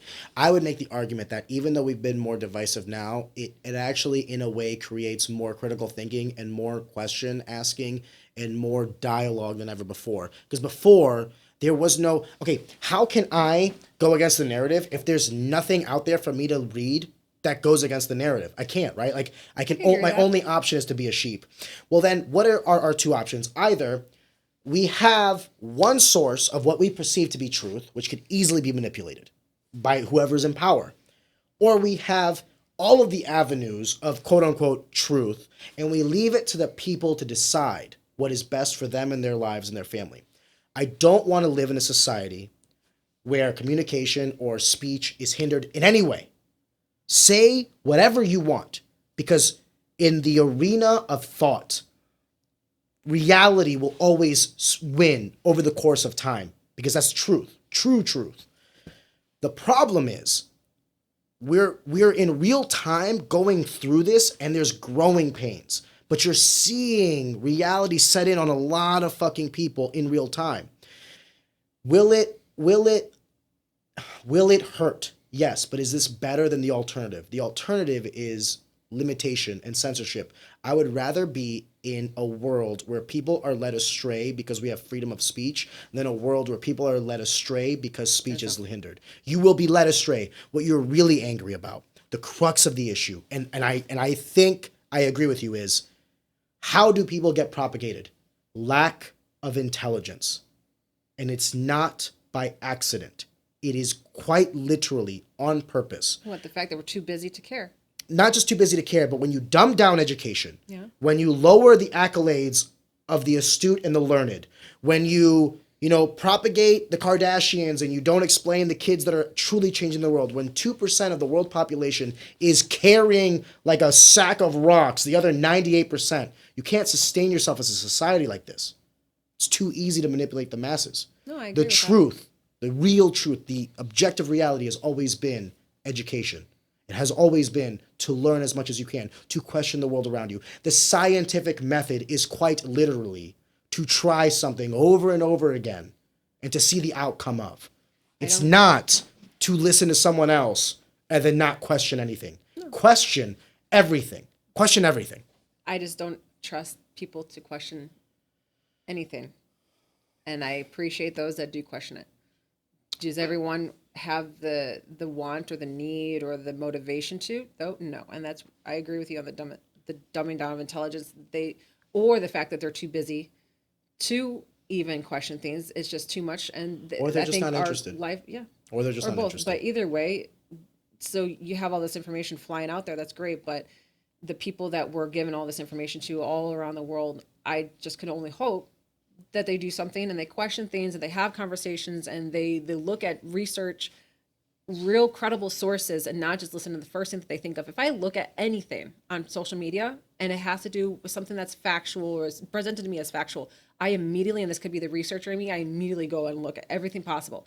He probably fucking, hates when I'm just like on the phone, but when I'm looking on my phone, I can't, I will watch certain things like on social media that's, fun and entertaining, but half my time or more than half my time, I constantly crave learning something that is of value and that I can learn myself. I can't stand watching or learning or doing something sometimes that I just feel like, God, I feel dumber by the minute because I've wasted my time when I could be watching I could be watching a rerun show. I love the rerun show, but that's great. But I could be watching or reading something that is presenting me value in life. And sometimes I feel like people choose the easy, let me turn my brain off and do this route versus actually learning about what's going on in the world. It is human nature to do whatever you want to do as long as it doesn't infringe on the rights and liberties of other people. That's why I say America's the greatest invention ever, because it gave rights and Yeah, liberties but a lot to of people are doing things that they want to do, and they're trying to change the world around them to enjoy the things that they want. Does it make someone bad because they want to, like, is someone inherently bad because they don't want to be intelligent, because ignorance is bliss and they like their life? No, doesn't make it bad. no, I don't think And if it they makes it want to bad. enjoy the Kardashians, let them enjoy the Kardashians. But the problem is people don't understand their influence and the effect that they have on the world, and it could be as measly It's not for you as to someone decide. that has their head down every day, going to the grocery store, going back home, watching TV. But the problem is where they say they have a strong desire or they really want something, and then we end up going and influencing the world around us to have more of it. Yeah, but that's not what plentiful they're resources. doing. That's not what they're doing. I think a lot of and them it's are. not for us to say, like, it's not for me to tell any other person in this country what to think, how to do it. That's literally communism, right? Yeah. If I want capitalism, if I want freedom, if I want liberty, I have to give someone the freedom to be dumb and ignorant and stupid. They could. And shoot themselves in the foot. But that is the beauty and the reality of the situation. So if that's what they choose. You know what the problem is, though, with that? One of my favorite quotes, or I don't even know if this is not verbatim, but this is a quote that a gentleman had told me a long time ago. This is when I was quiet at work. He noticed I never talked to anyone. He came up to me one day after probably been there for a year. And he said, you know what? You're always really quiet. You know what? What they say about that? An empty wagon makes the most noise. And by meaning, so the less intelligent are the loudest people. And I do see that in a lot of ways. You see them very loud, and we're not talking politics. I mean, just general in life. A lot of times people that have less to give out of their brain or less research are going to be the most vocal or the most loud or the most abrupted. And sometimes the people sitting back, maybe this is not for everyone, but a lot of times people sitting back and observing and soaking in and learning, those are the people that are probably, maybe you want to go have a conversation with those people and not the person that's loud at the bar talking about all of his beliefs. Go talk to the person that's quiet, and I want to learn about that person, if that makes sense. The empty wagon makes the most noise. There's nothing in there to settle it down and hold it down and to give it some substance. Does the trajectory of America annoy me? Correct, it does. I would agree with you. Yes, but is the trajectory of America like a constant, or is it like a pendulum that constantly swings? It's constantly shifting. And I think what we've had for the last couple of years is a certain swing. And I think what you're seeing now in real time happening as we speak is the pendulum kind of hitting equilibrium. Yeah, I think to have freedom is to have the dummies rule every now and again. That's unfortunate, but that's the reality. But and social media gives it a lot of power. I would make the argument that social media is the liberation of power. Simps. That's fine. Let them be simps. No. But it's like at least they have... It throws the power off. Social media is the only way... Think about it like logically. We're like... If this was 40 years ago, we're not sitting down and having this conversation, or we are having it in like an echo chamber of just you and I. YouTube is a platform, a social media, that we will record this podcast and then output. And then if anyone wants to listen to it, they have the freedom of choice to do it. And that's the beauty of it. And I might think this is valuable. I might think that we are intelligent people. Maybe we're fucking not. Let the people decide. Capitalism wins by the virtue of their dollars and their time. The problem is there are people that are smarter, that understand human psychology, and they understand how to get people to succumb to their wants and wishes. And they're just smarter than them. But in order to have a free and fair society, you have to let people fall if they want to. And that's the unsexy truth. Not everyone's going to think like me. Well, everyone has to learn at some point and to have a fall. No, they don't. No, they don't. They have to learn. No, they don't. They do. Who's making them? But you can live your whole life and be an idiot. Do they need to? Yes. Will they? No. No, they don't need to. They can live their whole life and be an idiot, Karen. That's an option. Yeah, they can live their whole life and be fucking stupid. They will have consequences. And then die. Yeah, of course they will. And they'll blame their consequences on those that are richer and more successful and all these other things. And then they'll say that the system is to blame and these people are not paying their fair share and all this stuff. This is why you have the dichotomy that we have in this country. There are losers that have not made good choices in their life and refuse to reflect, refuse to propagate themselves, refuse to educate themselves, refuse to get better. But that is their freedom. That is their choice to do. And they have quite literally the God's gift to do it. I cannot fault them for being dumb. I cannot fault them for being lazy. That is their choice. They live in a country where they can be dumb, lazy, and blind and all this other shit. Take the good with the bad. That's what we have to do. We can't force other people or else we become the tyrants that we want to fight. No, I agree with that. There's not anything I really disagree with. No, I know. We're just talking. I'm passionate about this. I'm passionate about this because it's something I wrestle with all the time. Yeah. I wish I could sit here and take my brain and give it to someone and be like, this is why I think the way I think. But I can't. I can't force someone to because no one forced me into this. Yeah. This is where I got to of my own will in this country because it was afforded to me and I was able to. But I think who am I to take it from someone else? I think we need to have social media go towards a better route. Who's to decide what that is? If you have a Democrat in office, it looks like one thing. If you have a conservative in office, it looks like another thing. No, that's what I'm saying. Not it's even perspective. Politics. Not even politics. We're talking about gender roles. Oh, gender. I think that is an absolute drive towards where our society goes. Explain. And social media drives us down this dumbass hole and sexualizes everything. Why do we need our brains? Why? Why do we need to have an accomplishment? You're talking about for women in general? And men, yeah. Both. They both play a part in it. Elaborate what you're trying to say. Social media is used, everything is sexualized nowadays. Okay. And back in, when I was younger, we looked at things like, oh, they're sexualizing this and they're sexualizing that. It is nowhere near on the platform that it is now. And it's not in the same way. And when I say that we put intelligence, lower on the pedestal now, it's because we put sexuality and unintelligence up high. And so we could aim to fix some things, in social media and the conversations we have, but we can't because the things that we glorify on social media has zero to do with our intelligence and only manipulation and, I think, propaganda and how we want to narrate our narrative of the world to play out now. And you have two different narratives, maybe three happening. Did social media hypersexualize people, or did people choose to hypersexualize themselves on social media? Good question. I can't say what's yes or no, but if you go back to MySpace, what was the first thing about MySpace? Tom wanted to be my friend. That's all he wanted. I got on MySpace and Tom was there. He said, "Hey, buddy." I said, "Whoa, who's this guy?" For those that remember MySpace, what was the number one thing aside from music? So so first of all, if you chose the music on MySpace, you're actively telling someone your emotions. It was always something about, listen to this song about me. Listen to it. And then you have fucking pictures, all your top pictures. And then your top friends. And I have people, here are my top pictures of myself. Never did I have anything, but you come over to my house, you actually know me, you will see a Polaroid of me when I was a kid.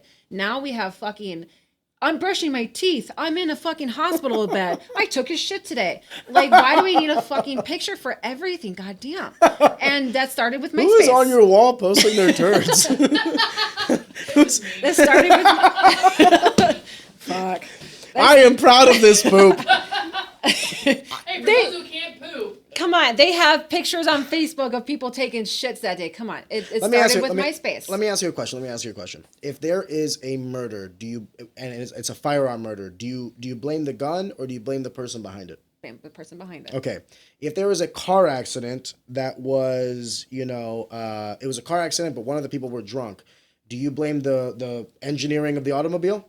No, you blame the person and the decisions they made. I blame them feeding into our insecurities and to our need for attention, because now we are obsessed. Karen, and we need to at any moment, you can delete your social media. At any moment. I honestly, I would like to, but then I keep it around for certain reasons, and I want it separate. And I've made, if you ever look at my Instagram, I've made several things to keep things separate, but I don't know how to do it because I don't have the time. But what I'm trying to say though is anyone forcing you to use social media?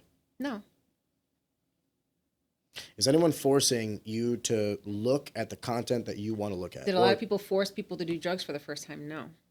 Yeah, but that's human. I guess what I'm trying to say though is, Karen, is like, it's a human nature to want to do something that other people are doing and to be a part of it. That's human nature, and they get a sensation from it. You have to admit, when you get those like counts, when people, especially these young kids that haven't had nothing, but when you get the validation of a like, or the pick me girls, like they're getting validated in some way. I want you to know that I agree with a lot of what you're saying, but it goes back to my thing of like, I will always side with human beings having autonomy in their life. I never want to do something that limits an individual's ability to live this life however they want, as long as it doesn't infringe on the life and liberties of other humans, right? So like, what I mean by this is, I want you to have as many freedoms as you want. Your freedoms stop when they start inflicting on my freedoms. You can't take my life because I have the right to life, liberty, and the pursuit of happiness, right? But I don't want to stop you from saying the things you want to say or doing some of the things you want to do, because that's your right as a human being in this country. I agree with you. In this country. Do I think there is legislation that can be brought on, or do I think that there are limitations that social media can adopt? Absolutely. Because I do agree with you that I think social media is a drug, specifically for younger kids. You are right when you say like the dopamine hit of like getting likes and all these shares and this internet popularity that they will inevitably mistake for real popularity. That's why we say like, oh, we're internet famous and not famous. Mm-hmm. It's like there's a difference there, right? However, I would still stand by my opinion that at any moment we as individuals can turn this shit off and stop. You don't need government to get involved. You don't need Big Brother to step in. Just have some autonomy in your life. If enough people thought and did the things that you wanted to think and do, they'd stop using social media. The problem is the net positive outweighs the net negative. And maybe not forever. Maybe in like the next couple of years, like the net negative is so bad that we as a collective society decide we need to shut this shit down. And maybe that'll happen.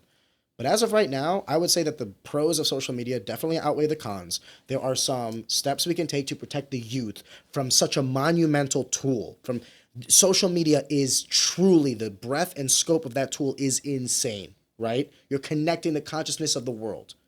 So let's at least protect our kids from that. But I don't necessarily want to say that we need to,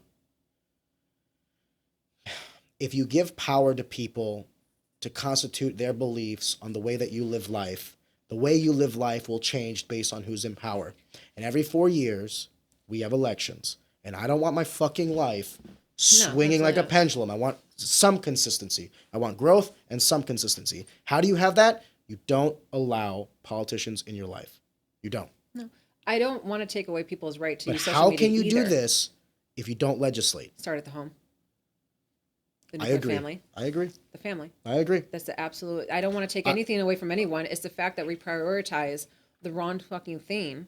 We put things on pedestals, dumb, unintelligent, unuseful acts, on pedestals. And it's fine that they're there, but they should be there as forms of entertainment and not on a pedestal. And the problem is we put them on a pedestal.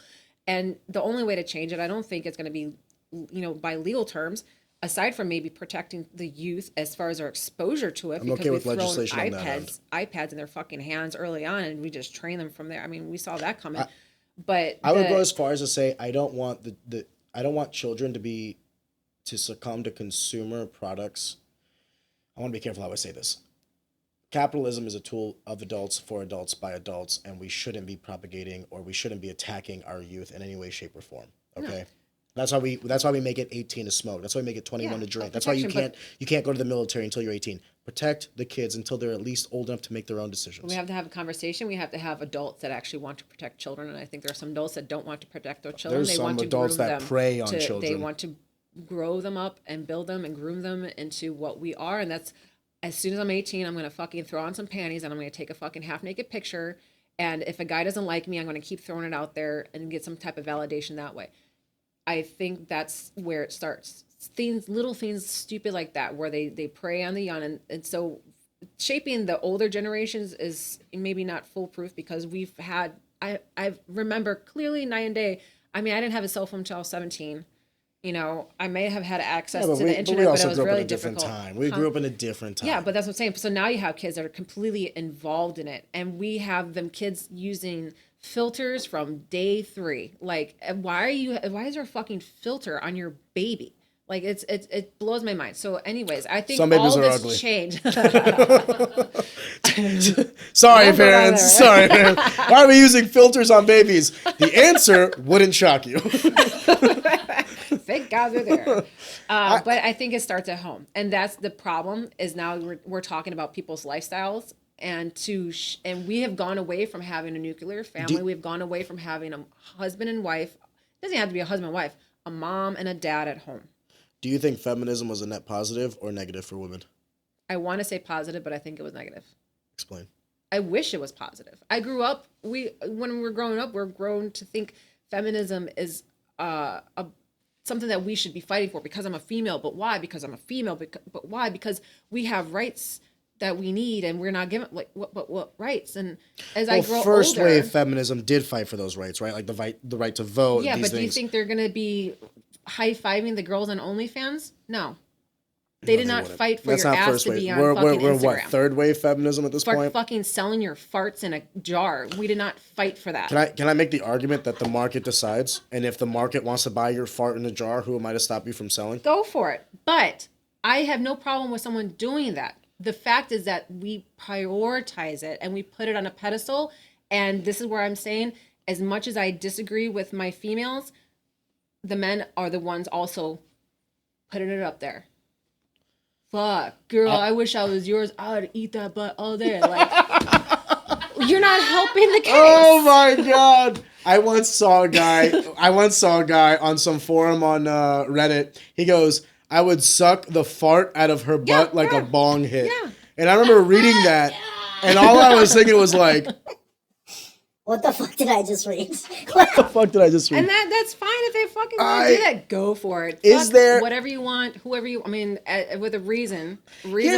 Here's what I would say though. It's like, you know, it goes back to what you were saying earlier when you said the emptiest cart makes the loudest sound. So it's like, isn't it also possible that I personally believe this? Let me hear what you think on this. I think that this is actually the minority of cases. I think the majority of men don't get on OnlyFans. I think the majority of men don't subscribe to this shit. I think the majority of men are truly happy in the life that they live. But the fact that we do live in these echo chambers means we hyper-analyze and explode the minority of these cases to make them seem bigger than they are. If it was truly the case that all these girls were on like OnlyFans and like pushing their shit, you would have, I think the number of, Kayla, can you double check this for me? I believe it was something along the lines of like 600,000 OnlyFans people, people that create content on OnlyFans between the ages of 18 and 30, like women, 600,000. Now that seems like an astronomically high number, but then you take into consideration how many of them actually make money. That 600,000 is like people that have created content this year. So a woman might get on there thinking she's hot shit from wherever she lives. She gets on there, starts selling her butthole pictures. It's not making the money that she thought it was going to make. It's not giving her the fame that she thought it was going to give, and then she stops. So maybe she dabbles in it. Maybe she dips her toe in it, and then she realizes the errors of her way, possibly because of morality, possibly because of the outcomes, and then recedes back. What I'm trying to say, though, is I can understand how women want to take their own financial future into their own hands and forego morality. Because for the longest time, men would be the protectors, the earners, the providers for these women. And I agree with you that gender roles have shifted, but I am not ready to say that it is for the worse and not for the best, because I want women to be with men because they want to be with men. I don't want them to be with men because they feel like they need to be with men. Does that make sense? I want women to choose their partners based on love and affection and all these things. What you're seeing, though, is because of hookup culture, because of women no longer valuing their chastity, no longer valuing the things that men value. Men are now not committing to women. They're a smaller and smaller minority of men are having sexual access to a growing majority of women, because women are hypergamous and they will always choose the 7s, 8s, 9s, and 10s, while men are very much operate in the realm of reality and will go for what they can achieve. Women are the ones who set that standard, not men. And if women are willing to sleep with all these men, if women are going to open their legs for all these men that only want sex, and then they're not going to get committed to or have like any sort of relationship with them, they have no one to blame but themselves. This is why I think truly that this new wave of feminism, there's never been anything more detrimental to a woman and her way of life than this new wave of feminism. It is, women and men are not the same. I am willing to go as far as to say that women are better than men. Women are better than men. I'll say that. Women are better than men. But you still need men. Absolutely, I think we need men, and I think it's, sorry for using that word, but it's a fucking word. It's, you get offended with it, that's your problem. It's a horrible thing to, again, put them on pedestals and to think that they have no I think women should be on influence. pedestals. I think women should be on pedestals, but not for their Yes, but sexuality. exactly. But we're putting them up there. We're not putting the girl who's a fucking we'll put the medical doctor up there, but we'll put her up there when she's showing us pictures of her lingerie on Instagram because she's a medical doctor and she's hot. So now she has to show off both parts of her body. I have statistics for you guys. What? Give it to me. Okay, so as far as content creators go, they don't have it broken down by demographic, but there's about 2 million OnlyFans models. What's the population of the U.S.? Like 158 million adults? How many women? 50-50, let's say. So broken 75 down million. demographic. You said 2 million, so 1 million, 1 in 75 would be... So you're talking about roughly 1.3% of women are on OnlyFans. Okay. And 4% are planning on becoming an OnlyFans model as of 2020. 4% of what? Of the...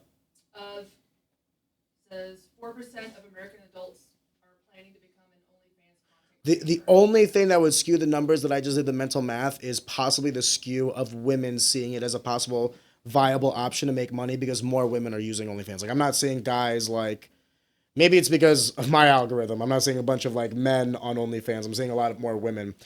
I would still say that these women will try it. You want to know why I have this conversation? Because I talked with Whitney McAllister, and Whitney makes good money on OnlyFans, but like the majority of the women around her and where she lives tried to do it because she did it, and they ate heaps of shit. They made like no money, and then they tried it, and they were like, okay, whatever. They just deleted their shit, and then they got off OnlyFans. So like, that's why I say it's like the market. You will throw that stuff out into the ether. And if there's a market that's willing to purchase it, who are you to say that that's right or wrong? We can say that that's immoral based on whatever morals that you grew up with. I agree with you. Like, I wouldn't want this for my daughter. But I'm not ready to say that it is, quote, bad or good. It just is. I think it's Half of them are between 18 and 24. That's what I thought, yeah. Yep. Young women. Yep. That's okay, so that's what it is. Maybe to say 1.3% of women is like doing it a disservice. Maybe it's 2% because it's going to be hyper, like, of that 2 million, I guarantee you it's not 50-50 between men and women. So maybe I'm incorrect. But 2 million is also a broad term because there are some people, whoever they are, God bless, that use OnlyFans for non-X-rated material. now let's also look at, I mean, I don't think you can bring up a statistic of the people that are practically OnlyFans on Instagram for free. Yeah, but here's what I'm going to say to that one. Here's what just I'm going to not say to that going one. on that route. Sex has always been a marketing tool. Yeah. The only difference now is women can do it for themselves and not for a company, which I am fine with. If you're a woman and you want to hypersexualize yourself, that's good business. I'm sorry. We've always had like swimsuit models since, 30 years ago. We've had swimsuit models. You had to go through Victoria's Secret. You had to go through Sports Illustrated. You had to go through all these fucking publications. Now you can just do it yourself. I'm for autonomy. Do I agree with that? That does actually empower women. That's that not actually does empower women. bad thing. But the fact is that we put it on a pedestal. We prioritize those women. Not we. Lonely More than that. men. Other women that want that attention. Women want that attention, Is that regardless a of the bad money thing? or not. Is that a bad thing to want to be wanted? It's not. But when you influence the next generation and you influence the next little girl growing up, or you influence a 17-year-old who's going to turn 18 tomorrow and fair. she can't wait to show her coochie. That's not fair. That's you know whose not fault that is? appropriate. You know whose fault that is? It's not society's. family. It's the families. Yes. It's not It the goes fault back of to the the person on family. Instagram showing off her coochie. It's the fault of And the look little who's making girl who families didn't now. have the father that instilled love and admiration in her daughter and made her think, hey, you're worthy of so much more. If you choose to do this, Yes. here's how I will tackle it with my daughter. This is anecdotal evidence. I want her to know that she has every opportunity afforded to her. She's intelligent enough to do whatever it is that she wants to do in this life. And she lives in this country where there are the least amount of hurdles ever known to human history, okay? If she so decides to go down a path that I would not accept, that I wouldn't want, I have not done a good job as a father to instill my morality and my values in her. That is not her fucking up. That is me. Yes. I And did the that mothers. And the mothers. and the mothers. So when I see these women on OnlyFans doing porn, all these other things, as cliche as it sounds, I don't blame them. They're doing what they have to do, or they're doing what they believe is right. They're doing what they're just trying to navigate this world the best as they can. Who am I to navigate that for them? I do, however, blame the parents. It's my job to teach my daughter, not anybody else's. Same for Are there influences? Absolutely. That's why I say, and again, the most important job I will ever have in my life is being a father. Nothing else. Yeah. But I also believe that they have a level of influence, and someone is at home looking at why is my boyfriend liking this bitches? Why is he following OnlyFans? Why is this girl having a lifestyle that I want, and all she has to do is show her coochie? Why am I an astronaut and I'm a ballerina and I am a doctor and I'm getting 5 likes because they're looking for the validation on Instagram? And then you're looking at the girl who literally takes the same fucking ass picture every single day, has nothing to offer you because that's all she has to offer is zero intelligence and nothing but her body. And again, we prioritize those people, and they know that they are prioritized because they make money on it. They capitalize on it. You cannot not Value is determined by the market, and forgive me for saying this, Karen, you are not that market. Okay, well, let's talk about drug dealers then. Let's talk about drug dealers. Yeah. What about them? The fact that should we put them on a pedestal as well?